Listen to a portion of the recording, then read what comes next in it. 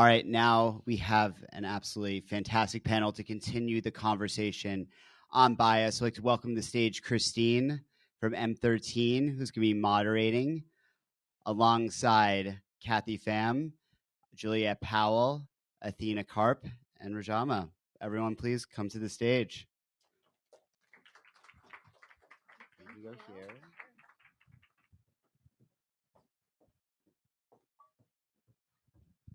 Hey, Athena. Wow, this is such a great group. I'm so excited for this conversation. First of all, I want to acknowledge that there is tremendous power and incredible energy in this room.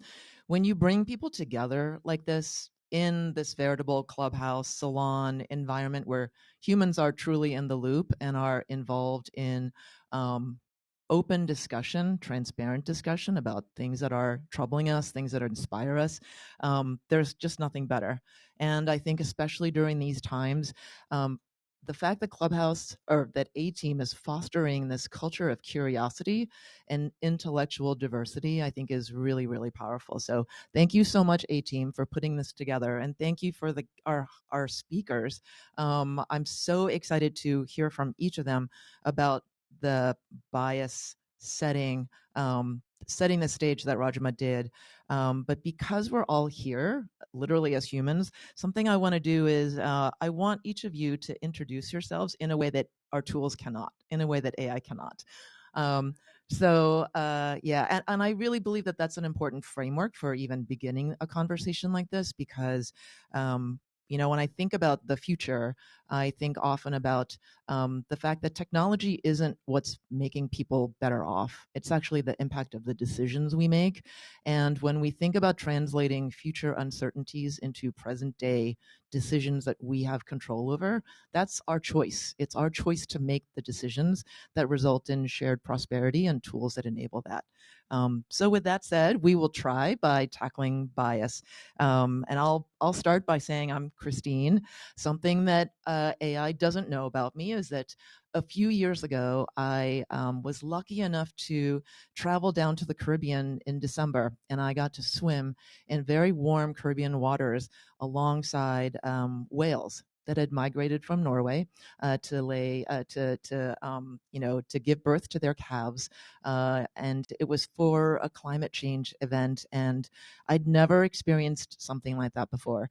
I plunged into the water, and after getting acclimated to the bubbles and the blueness, I found myself looking straight into the eye of a whale, and the eye was bigger than my face, and she and her baby calf were just gently gliding past me, and I felt something I'd never felt before. I felt both extraordinary and incredibly minuscule, insignificant, inconsequential, because I was a speck in their journey, and I was also a visitor of their planet.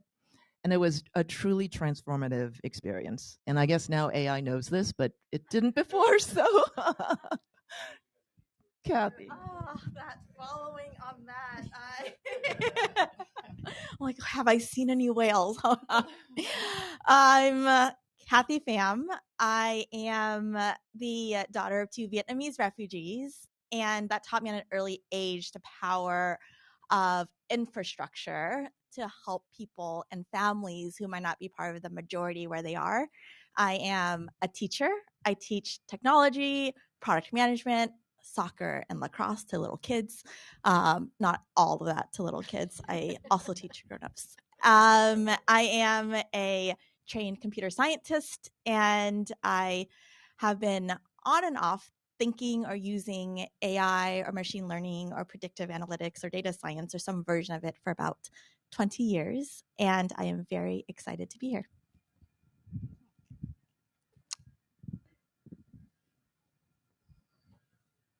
Awesome. I'm Athena Karp. Thank you for having us. Does AI know this? I'm trying to think if it's been recorded and posted. Probably not, but now it will be. I started my company 11 years ago, which does AI for HR, because my first job out of college, It was in banking, and the men's room had a very long line, and the women's room had no line. And that bothered me. And I didn't understand how a company could have a goal to change that, and yet it wasn't being changed. And so kind of that stayed with me for many years of how can technology help us solve this? And I'm really excited to be here today. Well, what I'm not sure what AI does not know about me. I feel like my entire life has been filmed and dissected. Let's see. I was 6 foot tall by the time I was 12. And I was not very comfortable speaking with humans at all. At all. I was much more comfortable coding, honestly. It took me a very, very long time to find my tribe, and that happened when I started meeting engineers, when I started meeting computer scientists, and the majority of them for the longest time were male. And so I have to share that I have goosebumps right now just being with all of you, with so many strong, amazing women. So thank you. I don't even know how to.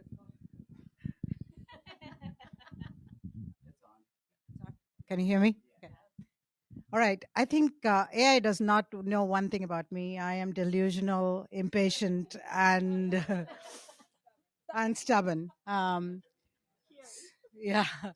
So from that perspective, I think I have nothing else to add. I've already introduced myself. Back to you, Christine. A lot about we've gotten the definitions of the various forms of bias, so we should get started. I would like to hear from the three of you about what you identify proactively as areas of bias that we have the capacity to control, mitigate, and, well, first of all, identify. And yeah, let's start with you, Kathy. Yes. I think a lot about, this is both in some of my teaching and research and work on the practical pieces of how we think about bias in the ways, all the ways that you've actually introduced them to us earlier, different kinds of like exclusion or I forget the exact phrasing you use, yet cognitive and others. And I think one way to control or think about it is to educate ourselves on frameworks or infrastructures that perhaps we use or are trained on. So for example, we talked about skin tone in your piece, and that made me think of, oh, when we're developing, we lean on frameworks we know. So in engineering, we often will look up other way people have coded or other things, and you're like, oh, I'll just use this Fitzpatrick scale, for example, that has existed since 1975. It's a scale that emojis are based off of. It has 5 colors because there are just 5 skin tones that has decided in 1975 existed. It's now been criticized for being quite European-centric, etc. But when frameworks like that come out, especially in high-profile places, I teach at Harvard, and when things come out at Harvard, people replicate. Or if you've ever worked at Google, when things come out at Google, people replicate. And so to question if we're using a framework to bring into our code, so this thing that was a Fitzpatrick scale wasn't developed for a software engineer, but then later an engineer used it to, let's say, build emojis, to do recognition for maybe sensors when we use our soap dispensers. And then to question, is there a better scale? Because on the engineering level, picking the scale you use it's just picking the right scale, right? It's not like you're adding, sometimes I have to add so much effort to my process. No, it's just really picking the right scale and asking better questions. Or another example that came out with, I used to run an incubator that funded a lot of computer science programs to integrate ethics in computing. One of the professors, Dr. Irina Raiku from Santa Clara University, mentioned, I sometimes just talk to my students and say, you might not think you're building in bias, but you maybe picked a Boolean, which is a concept in coding that is on or off or yes or no, to assign gender. You're just like, why not? Like, I'll just pick a Boolean because that's what, it's male or female, but it's not, right? And so, but now at the design level, you've made a decision to assign that to gender. And so I think, to your point, when I think about bias, I think about the practice of it and ways that we use frameworks in development that then propagate the bias without even really thinking about it. So to foster that curiosity to ask, is a Boolean the right thing to assign to gender? Even if everyone's always used it, is a 5-point Fitzpatrick scale the right thing to now resurface into our systems? Oh, yeah, we're gonna just have that mic problem. It's okay. Thank you, Kathy. So I'm very deep in one set of problems, and that's hiring, promotions, workforce decisions. It's what I focused the last decade on. And so when we think about bias in those areas, first, to bring some optimism to this room, it would be extremely hard for the technology to do worse than the humans. So we've got a lot of great things we can bring, and it's also, there's so many layers of the selection process, screening process, promotion recommendation process, succession planning process. It's actually much simpler than people think. To, the easy problems are, even though the data is not balanced, only learn from balanced data, right? The next set of problems of figure out how to audit, not are we practicing things like, is everyone getting the same score, and are the scores evenly distributed across, genders, ethnicities, and race? We can't do that because that's affirmative action. But what we can do is test, are similarly qualified people treated similar? And those types of things. We can bias audit the decision layer. We can also bias audit the components of the decision layer. So we bias audit our resume parser, because it's not enough to say, are similarly qualified people treated similar? Because what you might not detect below that is, am I parsing gender, race, ethnicity the same, or am I not picking up the same attributes that would otherwise be understood if I could read how this person meant to express themselves? So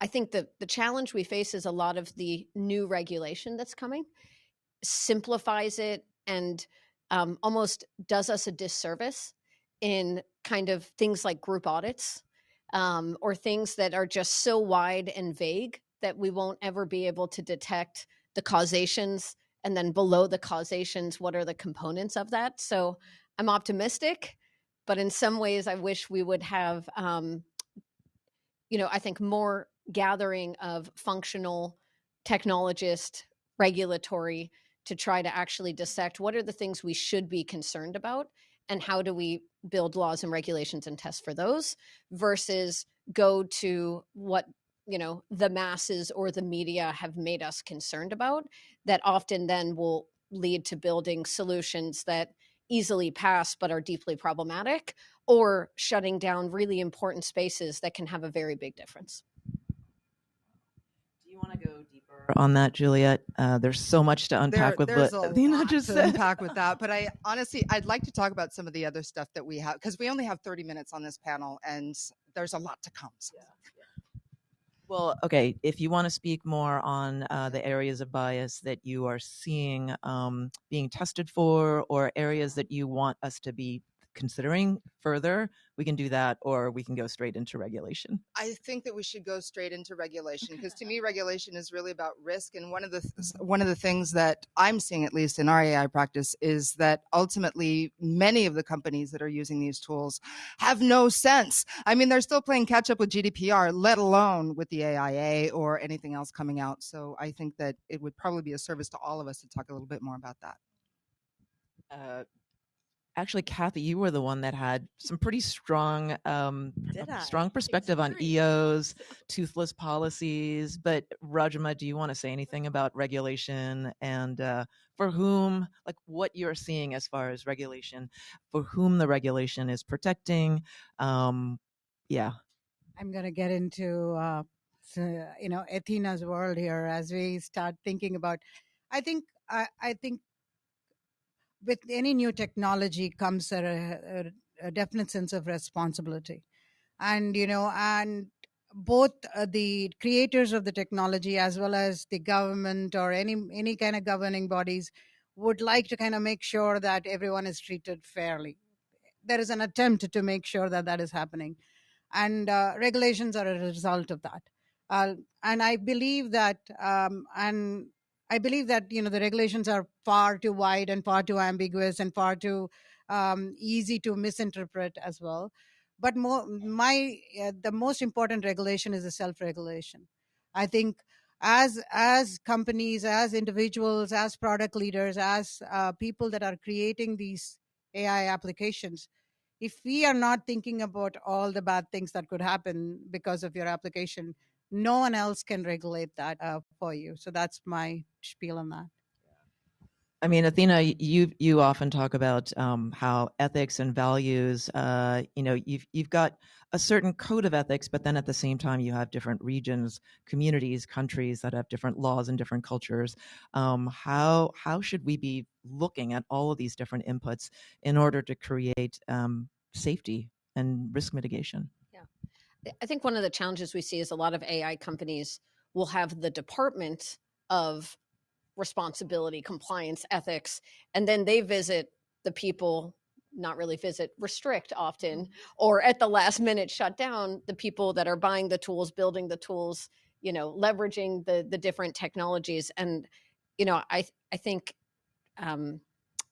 it's actually what you said, which is I can say that I care about that. We can have a few experts in the company in that. But if every single data scientist, product builder, engineer, customer success person, it's not actually just even the product people. It's then, well, we built it that way, assuming they would be instructed to use it that way. But what about the customer success team and the sales team and how they sell it? So I think it has to be not just a universal value, but you have to have people be as impassioned about that being the mission and the cause and building 3 to 5 years ahead of the law. Our data scientists will read case law. Our data scientists will read precedent because they actually care. How were the humans governed? Why did people make mistakes that got them in trouble? Or, in things like, fair hiring decisions, which we have. I think the other thing is thinking humans and machines need two different sets of regulations, where we've had laws since the civil rights movement of what does discrimination in hiring look like, and decades of examples of who is doing that shouldn't be doing that. And so I think it's maybe should become an exciting challenge to say, how do you take those standards and then almost like product people or like governance people or like customer success people figure out how to build that, apply that, and monitor that as you go? Well, I also want to bring up what you were saying about self-regulation. I'm a big believer in self-regulation. My dissertation was on the limits and possibilities of self-regulation in AI, and did a whole lot of talking with big tech about this, about engineers across obviously all of the different continents, but also for-profit, non-profit, large organizations, small organizations. And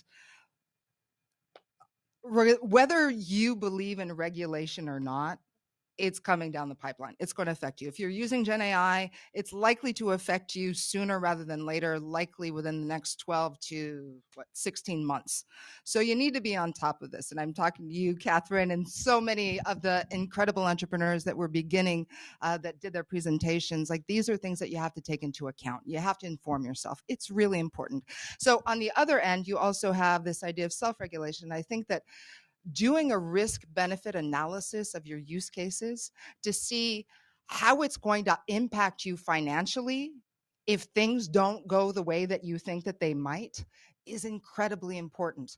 And I think that that's part of AI governance. And oftentimes what we're seeing in our practice is that risk-benefit analysis happening at the level of the AI governance, at the level of the teams, but it's not necessarily being incorporated into the overall risk-benefit analysis of the organization. There's a massive gap there, and that's a major, major faux pas that I think is going to see a lot of companies fall.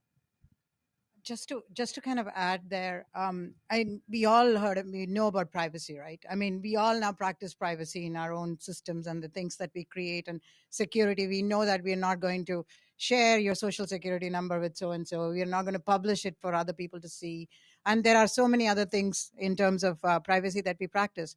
that discipline came to us because over a period of time we kind of inculcated it. We said this is how we need to create systems, this is how we need to manage data, and this is how we need to protect data. I think the same thing goes for AI. I think we just need to practice it. It's a religion that we all need to practice and inculcate it, basically. I want to share several different thoughts. I'll share a little bit of a personal anecdote, and then I'll share some thoughts. I spent about 10 years building technology and then took this hard pivot into government with the intent to stay for 3 months and ended up staying on and off for about a decade across several parts. I did the part where I was just deep in the weeds of veteran healthcare systems because they could not get access to healthcare because systems didn't talk to each other. So part of, I think, like responsible tech is just technology that works in high risk scenarios. And then, I went back to teach for a while and I was like, oh, I'm done with government. And then took another hard pivot into the Federal Trade Commission in the United States, which is the enforcement arm of the US. Started out as antitrust, but now also looks at, and their mission was twofold: to protect consumers without unduly burdening businesses. And some people scoff at that, but I'm like, you know what? If you call yourself a really smart organization, you'll find that balance. You don't burden your businesses and you protect consumers as possible. And I think about that pretty closely, but the FTC doesn't enforce anything that is not a law or policy. And then about a year ago, I took on a post as the head of the National AI Advisory Committee, which was spun up as one of several federal advisory committees to advise the White House on various matters. In this case, it was AI. And I bring that up because regulation is hard, right? You have a lot of people that come to the table, and everyone has ideas. You have to vote on it. You have to get it passed. But it's helpful to understand all the different levers our governments have. So there's law and regulation. We're still dealing with stuff like Section 230 from years ago, which is more about tech companies and information. So years ago, we had let's have a policy, right, where no tech company is responsible for what's like put on their platform, and we're still dealing with that. So the regulations part can take a while, but you also have governance. The NIST risk management framework came out a few years ago.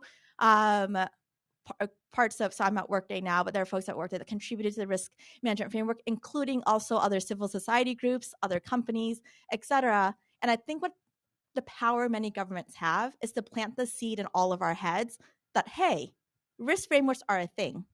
Hey, privacy is a thing. You might not agree with all the details of GDPR.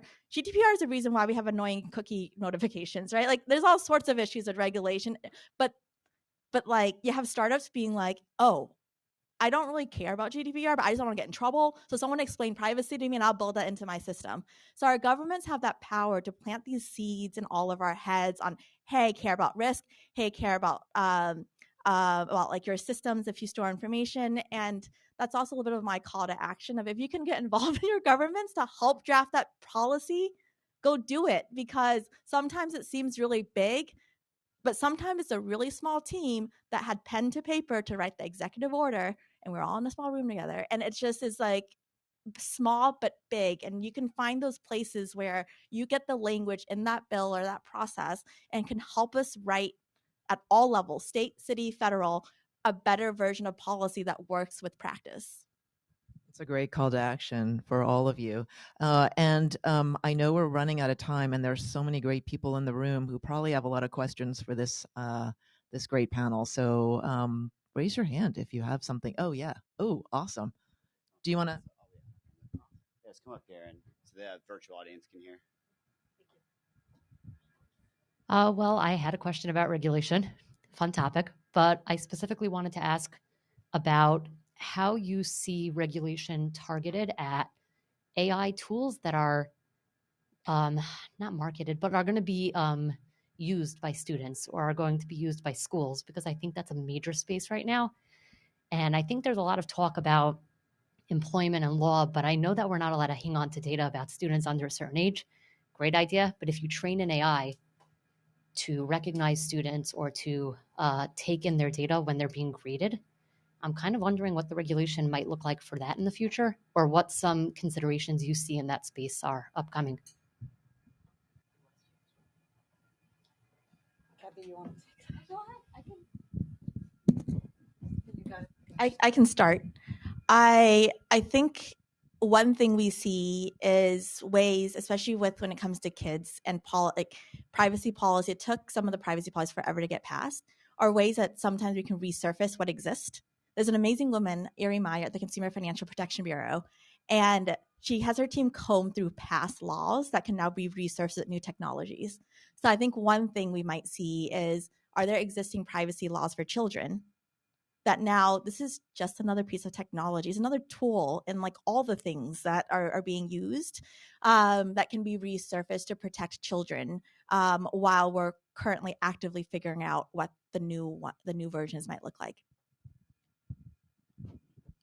One thing that I would like to point out is even if the regulation's there, doesn't necessarily mean that companies are going to do quote unquote the right thing. And I will give you an example that came through a friend of mine who's an engineer, Casey Saratani. At some point, he was building servers for Siemens. This was a long time ago, so I think that I can share the name of the company. But ultimately, the company was working with health data, and they had servers, and it was time to decommission the servers because, you know, you can only keep that data for a certain amount of time without incurring a fine because there's regulation around that. Well, they had a choice. Either they did that or they were polluting the soil, and there was regulation around that. And the fines around the pollution of the soil were much bigger than the fines when it comes to decommissioning the data and the servers. And so they had to make a decision. And I think, again, a lot of these decisions are business decisions, which is why I talk about a calculus of intentional risk, where you're actually assigning dollar value to your choices. I think that's really important.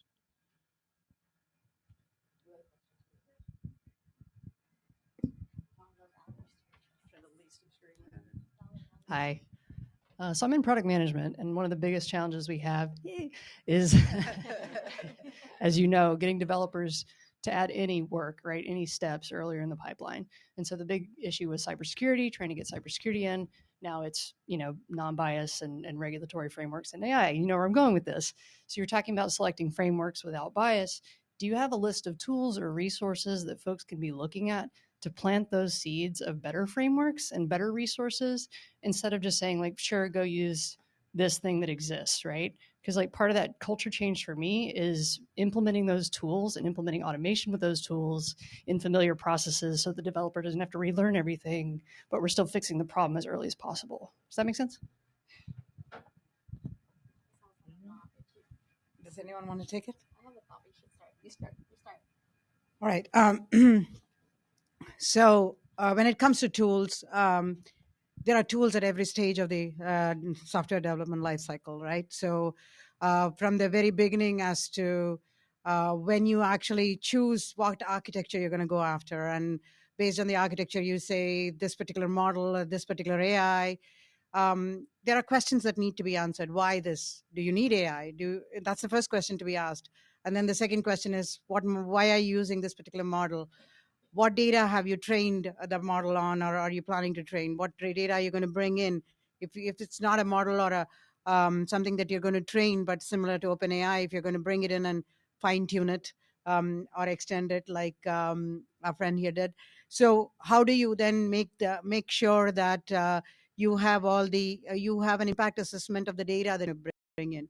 So what are the additional data that you will bring in to test against the model?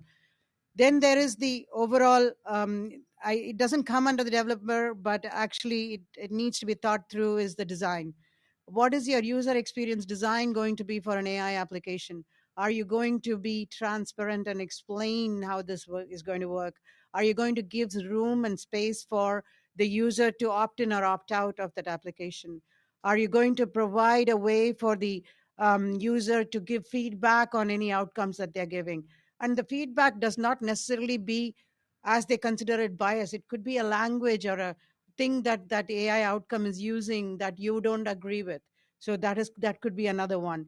And then after that user experience, then of course all kinds of testing. Where we create products, we call red teaming, similar to how you do security hacks.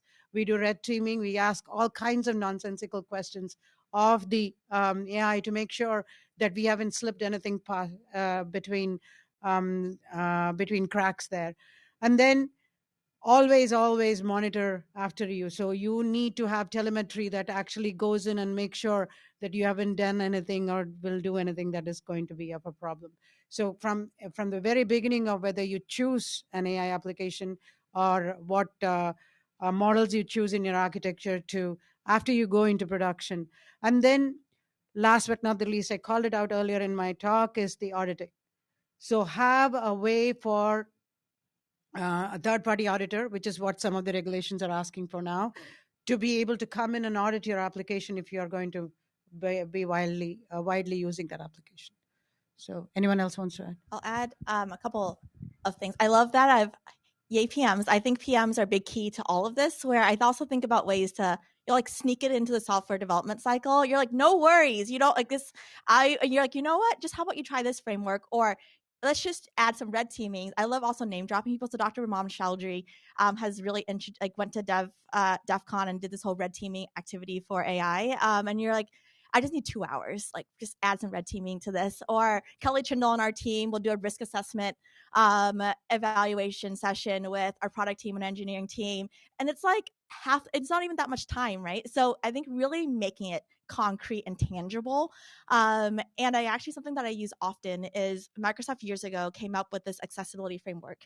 And I love it so much because there's permanent, situational, and temporary. And it's mostly physical abilities, right? So you might be permanently hard of hearing. You might have a hearing aid, or you just might be like at a bar and it's really loud. But when you design for the permanent, you help the temporary. So I'm like, think of a case where you never have Wi-Fi, a case where you like just temporarily don't have Wi-Fi because like your internet went out, or a case where, and then like we go through all these exercises and have people really design for the permanent.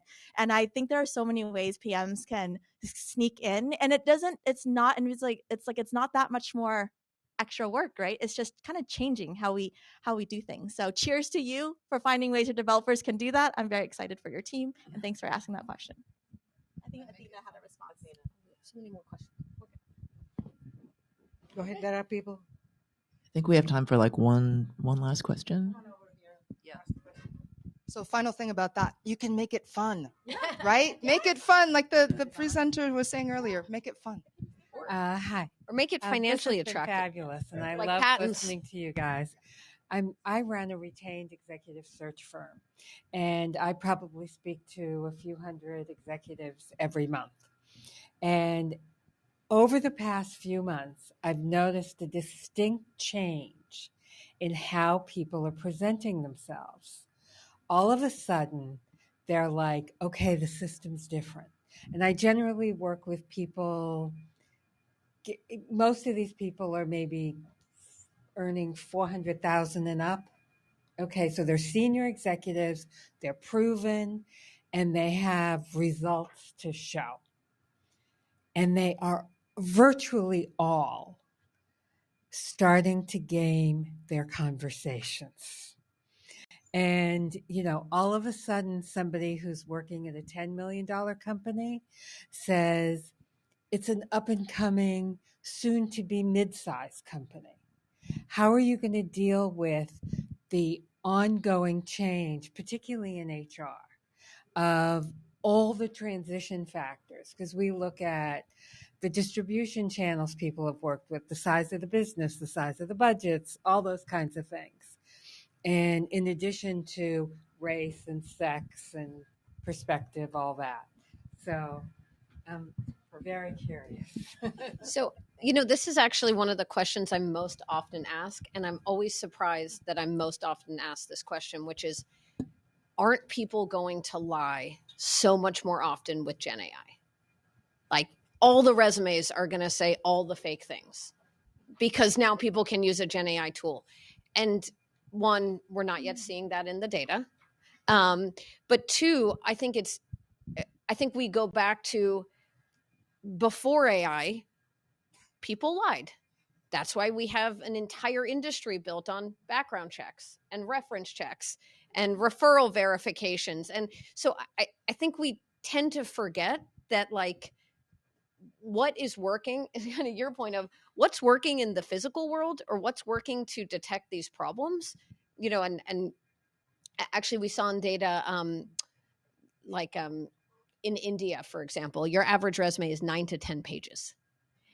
And because people, it's more like a more like a gig worker that they go from job to job. They expect a promotion within a year and a half. If not, they'll move to another job. So you see just these manifestos of everything ever done. And there's actually some cool stuff with data network effect that you can say if the other people that did that didn't write that or didn't write those descriptions. So there are cool ways that AI can solve the problem you're talking about, but we're not seeing that yet in the data. And I think the data itself can help us solve that. But it's an interesting, to me, it's almost a bias against the AI that because we have these tools, that must mean people will misrepresent more often. Yeah. But they're starting to figure out what's taking them out of the wrong.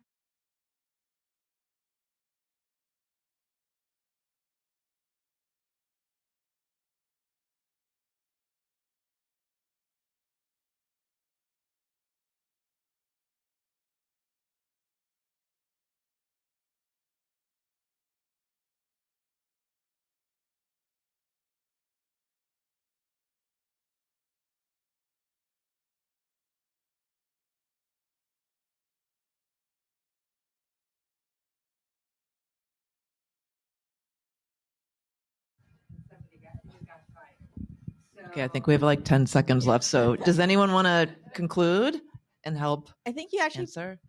maybe this is a tangent, but I think you point to something where for those folks who don't have access to someone to help them find all those things and they're looking for jobs, especially women advancing in the workplace, if they have a tool now that can help them be like, those words are not going to get you that next like C-level promotion, then that's an amazing way to amplify. Like when we say amplify human potential, I feel like that's the case of like all the people who did not have access because the fancy people had access can now surface so that's amazing. Another way I think of it, can surface ways to advance themselves. I love that. Oh yeah, Juliette. I think sorry, you had held the mic. So Maybe I was just automatically holding the mic.